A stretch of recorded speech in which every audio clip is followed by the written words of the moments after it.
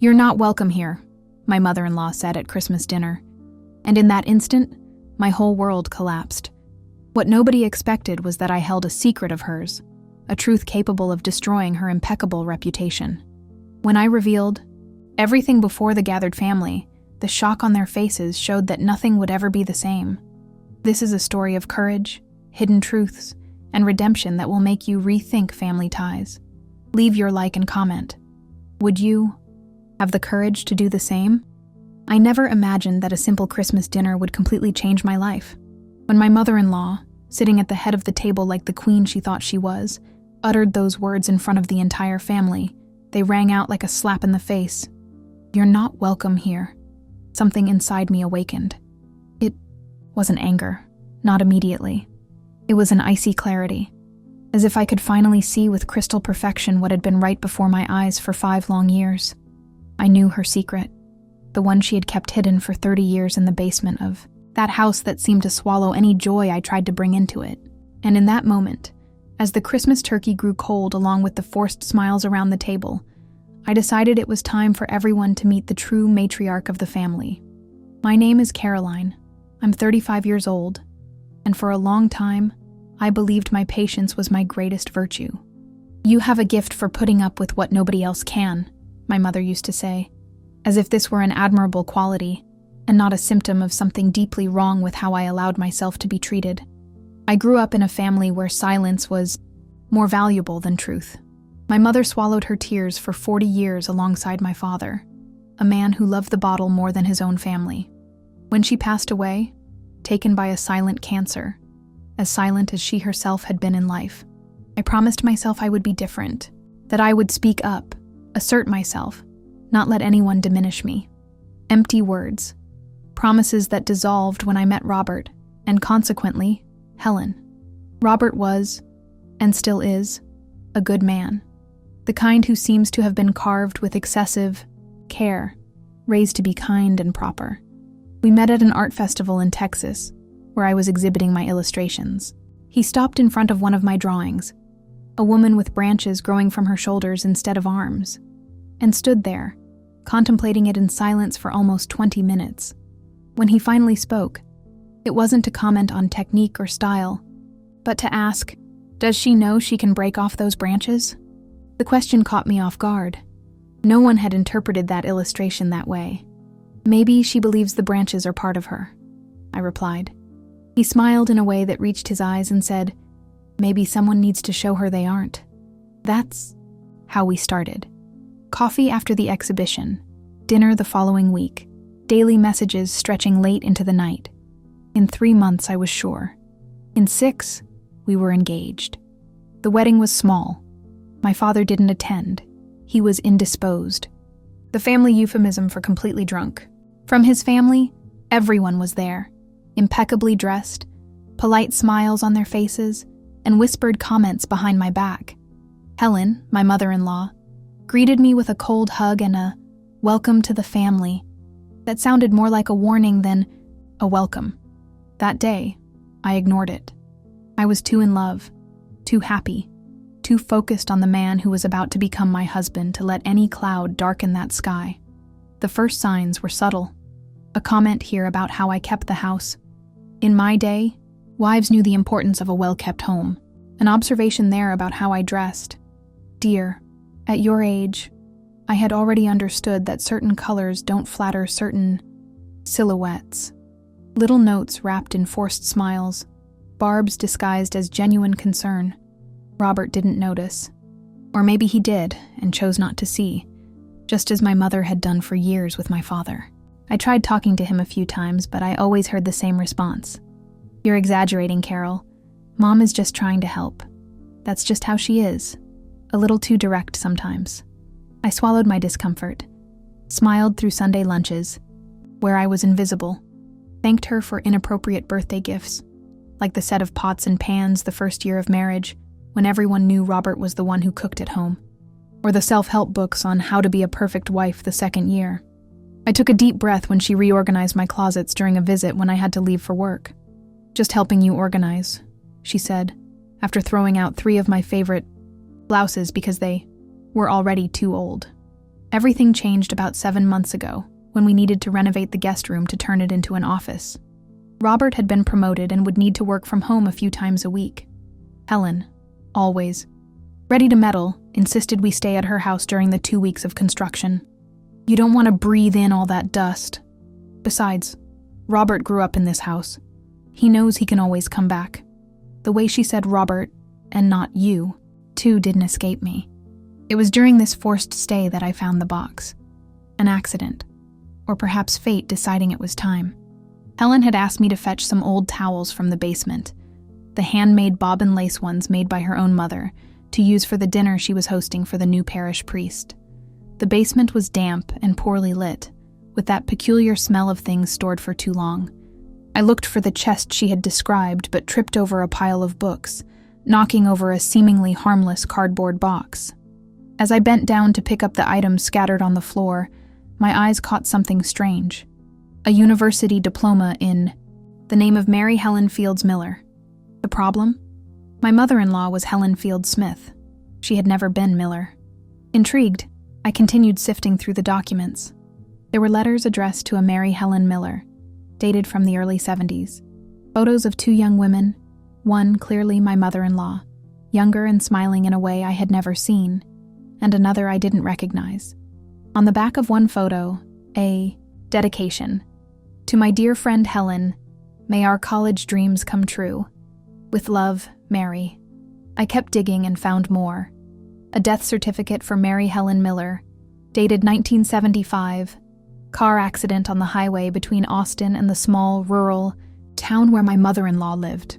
A local newspaper reporting the accident, mentioning that the young, newly graduated teacher was on her way to take up her first job at the town's teachers' college.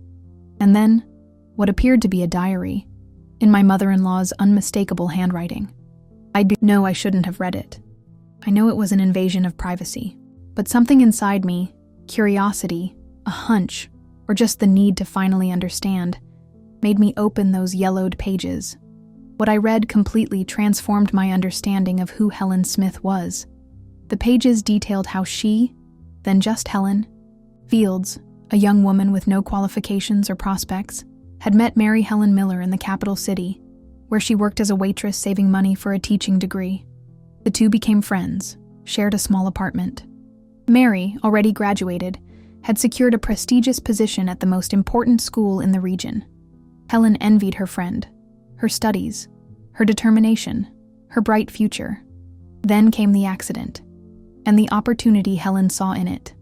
With calculated coldness, she recounted how she took her deceased friend's documents, how she introduced herself at the school using her name, just switching them, becoming Helen Mary instead of Mary Helen, and how she took over the life that didn't belong to her. The school, far from the capital and lacking efficient verification methods at the time, accepted her documents without question. And so began the great deception. Helen, the woman who had looked down on me for years, judging my every small mistake, had built her entire respectability on a lie. The irony was almost too painful to bear. I closed the diary and put everything back in the box, except for a few photos and one of the letters proving the existence of the real Mary Helen. I didn't know what I would do with this information, but something told me it would be necessary one day. I went back upstairs with the lace towels, smiling as if nothing had happened. I watched Helen, now with new eyes, as she meticulously arranged the table for dinner, correcting the position of each piece of silverware with the precision of someone constantly being evaluated, someone constantly afraid of being discovered. In the following months, I tried various approaches to improve our relationship, not because of the secret I discovered, although I admit it gave me a strange sense of power, but because I genuinely wanted peace. I learned to make her traditional Texan recipes, participated in the church socials she valued so much, offered to help organize the town's county fair bake-off. I even tried to learn bobbin lace, a tradition she claimed to have learned from her grandmother. Another lie, I later found out, as this skill was mentioned in the diary as something Mary mastered. Nothing worked. Every effort I made seemed only to irritate her more, as if my attempt to get closer was a threat to the carefully constructed barrier meant to keep me away. And then, I found out I was pregnant. The news, which should have been a cause for joy, only intensified the tension. Helen began openly criticizing how I intended to raise her grandchild, questioning my abilities as a future mother. "You can't even keep a plant alive," she said once, when the fern she had given me, and deliberately hadn't explained how to care for, started to dry out. "How are you going to take care of a child?" Robert remained blind to his mother's veiled criticisms. Or perhaps he didn't want to see. It was easier to believe it was all just silly jealousy between daughter-in-law and mother-in-law, a harmless cliché, than to face the toxicity of that relationship. When I tried to explain how diminished and invalidated I felt, he would sigh and say, "You two need to try harder." In September, during her birthday party, the first serious clash occurred. I wore a dress I had spent weeks making, a unique piece I had hand-embroidered, inspired by the Texan culture I was trying so hard to embrace. Helen, while serving coffee, accidentally spilled the hot liquid onto the delicate fabric. "Oh, how clumsy of me," she said, without a hint of remorse in her voice. "But maybe it's a sign, dear. These handmade dresses are so rustic. Next time, we can go to a proper store together." When I retreated to try and save the dress, I clearly heard her voice in the living room. "This city girl will never adapt to our way of life. I don't know what my Robert saw in her." Something broke inside me at that moment. The last thread of hope that we could have a civilized relationship snapped. With my hands still damp from trying to clean the coffee off the ruined fabric, I picked up my phone and called my friend Louise, who worked as a city archivist. "Need your help," I said, my voice firmer than it had ever been. "I want to find out everything about Helen Smith." With Louise's help, I discovered much more than I expected. Helen had not only usurped her deceased friend's identity, but had also manipulated her father-in-law's will to ensure the family home, the same one where she now lived, remained exclusively in her name, financially harming her own husband, Robert's father. The man had died believing his exemplary daughter-in-law would care for his son and grandchild as guardian of the family estate. As Christmas approached, tensions mounted. The advanced pregnancy made me more sensitive, and Helen's constant criticisms seemed increasingly hard to bear. She insisted on organizing the traditional Texan Christmas dinner, as she always did, rejecting any suggestion I made. "In your condition," she'd say, placing unnecessary emphasis on the word, as if pregnancy were a terminal illness, "it's best to let experienced people handle everything." When I mentioned my lactose intolerance, asking only that some dairy-free options be available, she scoffed. "In my time, we didn't have these fussy habits. We ate what was put on the table and were grateful. Digestive problems are for city folk who eat all those modern things full of chemicals." In November, I temporarily lost my job as a graphic designer due to company cutbacks. It was the blow Helen had been waiting for to directly attack my marriage. "Robert," she said during a Sunday lunch, her voice sweet as poisoned honey, "maybe it's time to reconsider certain choices.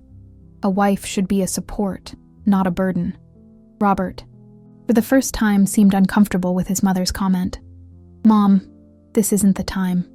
I'm just thinking of your well-being, my son. This house will always be your home. You don't need to carry burdens that aren't yours." What Helen didn't know, what I hadn't told anyone yet, was that I had already started a promising business of my own, illustrating children's books. 3 publishers had already shown interest in my portfolio, and I was about to sign my first significant contract. I let her think she was defeating me, let her savor her supposed victory. Something inside me, something cold and calculating I never knew existed, began to plan methodically. The major confrontation happened on Christmas Eve. I spent the day preparing a special dish, a family recipe I had learned from my late grandmother, crawfish pie, a dish she only made on very special occasions, tracing back to her Louisiana roots. It was a peace offering, a final attempt to build a bridge, despite everything. Helen, without even tasting it, placed the container at the back of the table, almost hidden behind the immense turkey she had prepared. "That looks interesting," she commented, wrinkling her nose as if smelling something unpleasant. "But we already have enough food. Experimental dishes can ruin a traditional dinner." When everyone sat down, Robert, excited and oblivious to the palpable tension between his mother and his wife, made the official pregnancy announcement. Although the family already knew, it was more of a formality, a celebration of the special moment. "And we've already decided on the name," he said, squeezing my hand across the table. "If it's a girl, she'll be Mary, in honor of my mother's grandmother, who meant so much to her." I saw Helen's face turn pale. Mary, the name of the friend whose life she had stolen, the name she had mentioned so many times as belonging to a grandmother, who never existed. Before I could say anything, Helen stood up, her face a mask of poorly contained fury. Looking directly at me, as if no one else were present, she uttered the words that would change everything. "You are not welcome here. You never were, and you never will be part of this family. Neither you, nor that baby." The silence that followed was deafening. I felt everyone's eyes on me. My confused father-in-law, Robert's shocked aunts, the cousins whispering among themselves. Robert, beside me, looked as if he'd been struck by lightning, unable to process what he had just heard. I took a deep breath, feeling a strange calm wash over me. It was as if, after so long trying to adapt, trying to fit in, trying to be accepted, I had finally been given permission to stop trying. "You know, Helen," I said, my voice surprisingly steady, "for a long time, I believed there was something wrong with me. That if I tried harder, cooked better, dressed differently, spoke less, took up less space, maybe you would finally accept me." I stood up calmly, feeling the baby move inside me, as if giving me strength. But now I understand that the problem was never me. The problem was always your fear. Fear of being discovered. Fear that someone would finally see through the carefully constructed facade. I picked up my purse and took out the photos and the letter I had kept. With deliberately slow movements, I placed them on the table, before everyone's wide eyes. "You know what these are, don't you, Helen? Or should I call you Mary Helen?" Her face lost all color. Her eyes, always so confident and judgmental, now showed pure terror. "What are you talking about?" asked my father-in-law, picking up one of the photos. "Helen, who is this woman with you?" "An old friend," she answered quickly. "Nothing important." "A friend whose name you stole," I continued, keeping my voice calm, almost gentle. "A friend whose life you took for yourself after her death. Isn't that right, Helen? Or should I say, Helen Fields, the waitress with no diploma who saw an opportunity when her friend, the real Mary Helen Miller, died in that accident in 1975. The revelation caused immediate turmoil. Helen's husband, who had always believed the story that she was a renowned teacher who graduated with honors, was visibly shaken. "What is she talking about, Helen?" he demanded. "Lies," Helen shouted, standing up so forcefully she knocked over her chair. "This woman is making up absurd stories to try and destroy our family." "I have the documents," I replied calmly, pulling more papers from my purse, copies Louise had helped me obtain. "Mary Helen Miller's death certificate, the newspaper, article about the accident, and more importantly, your own diary, Helen, where you detail how you assumed her identity to get the job at the teacher's college." Robert was in shock, looking alternately at me and his mother, as if he didn't recognize either of us. "Mom?" His voice was almost childlike, pleading for an explanation, for a convincing denial. "And that's not all," I continued, determined to expose everything now that I had started. "She also manipulated her father-in-law's will, ensuring the house remained exclusively in her name, harming her own husband." My father-in-law, usually a quiet and submissive man, stood up with surprising agility for his age. "What did you do?" he asked, his voice trembling. "That clause, you said it was my father's wish, that he had asked for the house to be in your name to protect the family assets." Helen looked around, like a cornered animal. Then, suddenly, her face transformed. Fear gave way to anger, and the mask of politeness fell completely. "You have no idea what it's like to fight to survive," she said, her voice thick with bitterness. "I was born poor, without opportunities, without a future. Mary had everything: family, education, prospects. And then, in the blink of an eye, she was gone. That job should have been mine. that life should have been mine. Her gaze turned to me, full of hatred. And you, with your childish drawings and modern ideas, thinking, you can judge what I did to ensure a decent life for my son. Robert had the best of everything thanks to me. He studied in the best schools, had the best opportunities. What can you offer him besides instability and a baby who will grow up without structure? Robert finally seemed to snap out of his stupor. Enough, Mom, he said, his voice low but firm. Caroline is my wife. This baby is your grandchild. If you can't respect that, then maybe it's best we distance ourselves for a while. It was as if he had slapped Helen. She recoiled, shocked by the rebellion of her always obedient son. You're choosing her over your own mother? After everything I've done for you? I'm not choosing anyone, Robert replied. I'm just asking for respect. And as for these accusations, we need to talk about this in private. I grabbed my purse and coat, preparing to leave. There was nothing more to be said that night. I had exposed the truth, not for revenge, but because I couldn't allow my child to grow up in an environment built on lies. I'm sorry, I said, addressing everyone present. I didn't want to ruin your Christmas, but I couldn't keep pretending either. Robert came with me, silent and thoughtful during the entire drive home. When we arrived, he sat heavily on the sofa, his face in his hands. Why didn't you tell me sooner? He finally asked. Because I hoped I would never have to, I answered honestly. Because I wanted your mother to accept me for who I am, not out of fear of what I might reveal. In the following weeks, our family underwent a complete restructuring. Robert, torn between loyalty to his mother and love for me and the baby, initially distanced himself from both of us, needing time to process everything that had happened. I respected his space, focusing on my work and preparations for the baby's arrival. Helen, confronted with her past, initially denied everything.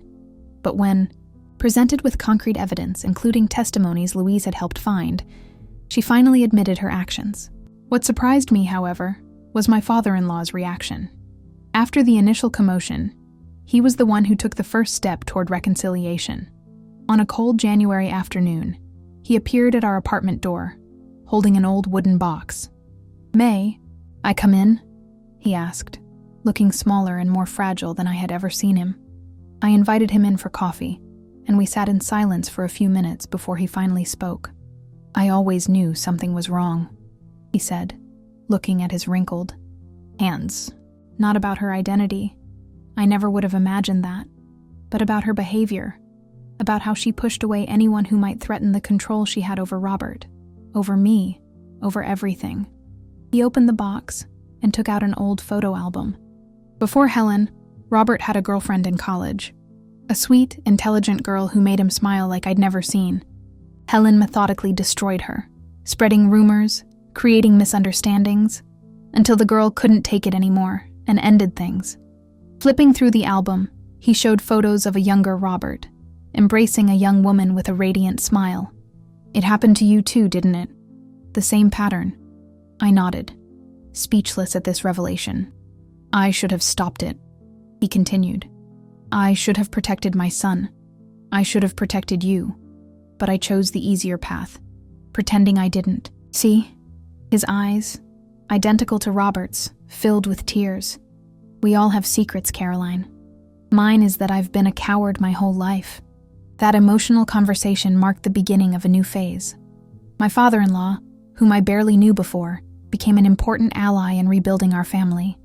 He was the one who convinced Robert to seek therapy to deal with the revelations about his mother and his past.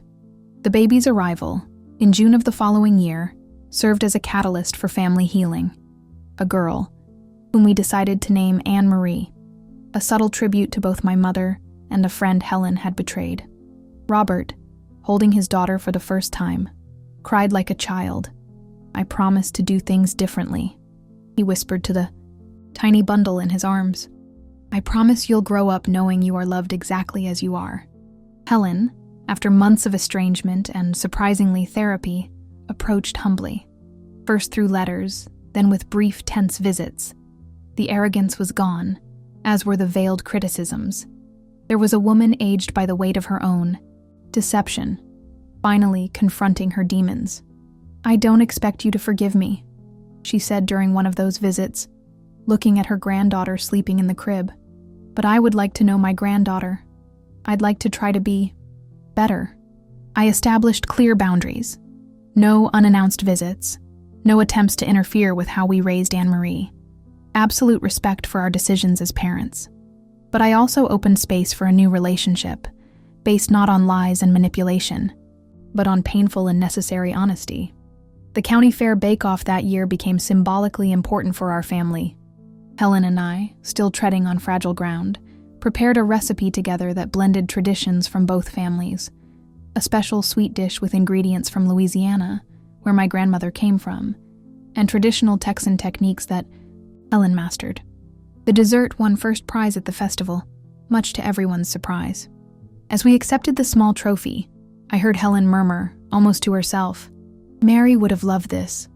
She always said traditions are meant to be renewed, not just preserved." It was the first time I heard her speak of her friend without bitterness or guilt, only with genuine longing.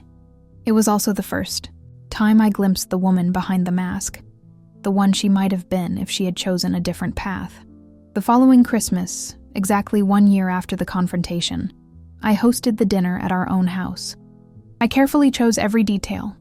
The embroidered tablecloths I remembered from my grandmother's house, the dishes Robert and I had bought together on our honeymoon, decorations I made myself, mixing elements from the two families now trying to reconnect. When Helen arrived, she found her place set at the table with a small handmade card, decorated with a drawing of mine, a tree with gnarled branches, but with new leaves sprouting.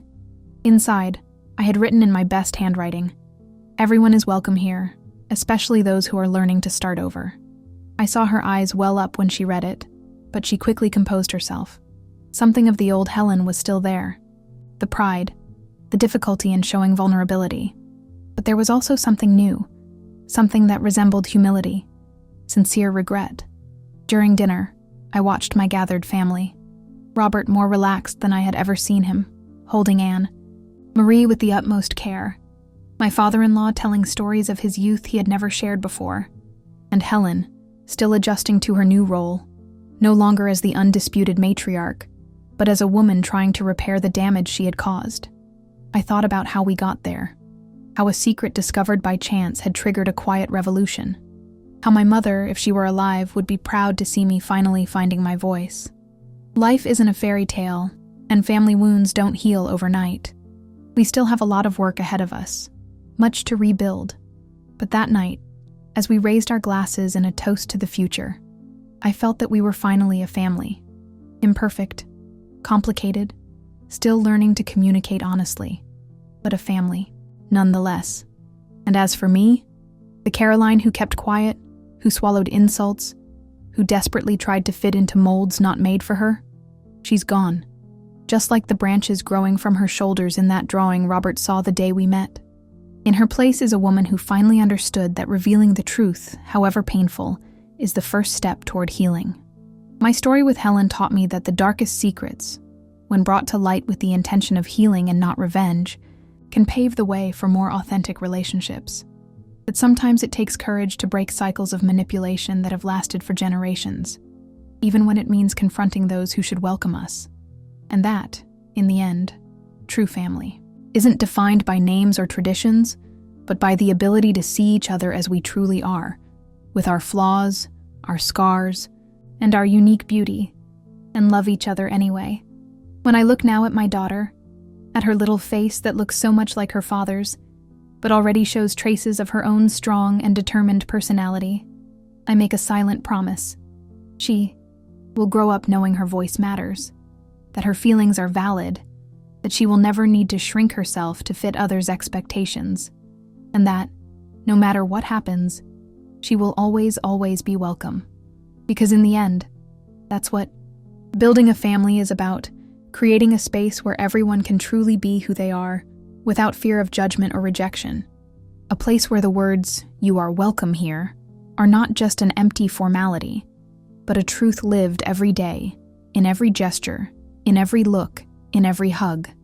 And if there's one lesson I've learned on this whole journey, it's that it's never too late to create that space for ourselves and for those we love, even if the path is difficult, even if it means confronting painful truths and tearing down carefully constructed facades.